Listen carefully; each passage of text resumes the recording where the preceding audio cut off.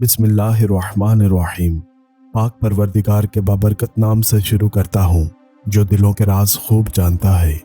موت یہ نہیں کہ سانس ختم ہو جائے، اصل موت تو یہ ہے کہ جسے یاد کرنے والا کوئی نہ ہو۔ پرخلوص دعا اور نیک تمناؤں کے ساتھ آپ تمامی دوستوں کو ایک مرتبہ پھر آج کی نشست میں خوش آمدید اور محبتوں پر السلام۔ ناظرین گرامی، ایک روز شیطان حضرت موسیٰ علیہ السلام کے پاس آیا اور عرض کی، اللہ تعالیٰ نے آپ کو رسالت کے لیے چنا اور کلیم بنایا۔ مجھ سے ایک گناہ ہوا، اب توبہ کرنا چاہتا ہوں اور میری رب کی بارگاہ میں سفارش فرما دیں۔ حضرت موسیٰ علیہ السلام نے اللہ کی بارگاہ میں عرض کیا، اسے معافی دی جائے۔ اللہ تعالیٰ نے ارشاد فرمایا، اے موسیٰ، میری ناراضگی اس کے ساتھ حضرت آدم علیہ السلام کی وجہ سے ہے، اس نے آدم کو سجدہ نہ کیا۔ اگر اب یہ معافی چاہتا ہے تو آدم کی قبر کو سجدہ کرے تو میں راضی ہو جاؤں گا۔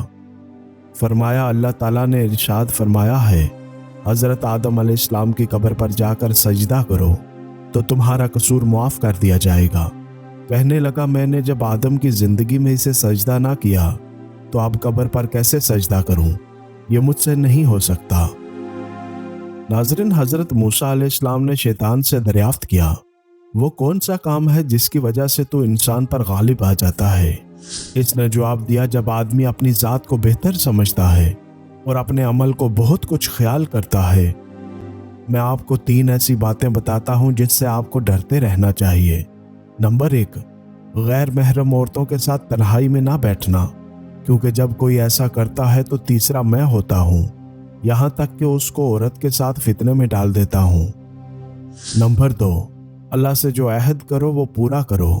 جب کوئی اللہ سے عہد کرتا ہے تو میں اس کا ہمراہی بن جاتا ہوں اور اس شخص اور اس کے عہد کے درمیان حائل ہو جاتا ہوں۔ نمبر 3، جو صدقہ نکالا کرو اسے جاری کر دیا کرو، کیونکہ جب کوئی ایسا کرتا ہے تو میں اسے صدقے اور اس کے پورا کرنے کے درمیان حائل ہو جاتا ہوں تاکہ وہ صدقہ جاری نہ کر سکے۔ یہ کہہ کر شیطان نے کہا، ہائے افسوس، میں نے اپنے راز کی باتیں موسیٰ سے کہہ دیں، اب وہ بنی آدم کو بتا کر ڈرائے گا۔ ناظرین، اسی طرح ایک شخص ایک بوسیدہ دیوار کے نیچے سو رہا تھا۔ دیوار گرنے والی تھی۔ ایک شخص آیا اور اس نے فوراً اس کو جگا کر ایک طرف کھینچ لیا۔ دیوار گری اور سونے والا بچ گیا۔ یہ صورتحال دیکھ کر سونے والے نے اپنے محسن کا شکریہ ادا کیا اور نام پوچھا۔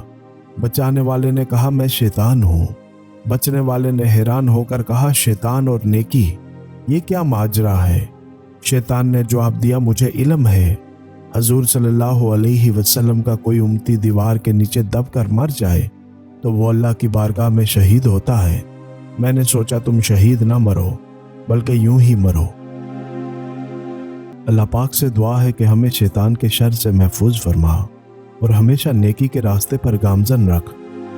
ملتے ہیں بہت جلد ایک نئی منفرد اور نصیحت آموز کہانی کے ساتھ۔ تب تک کے لیے ہمیں اجازت دیں۔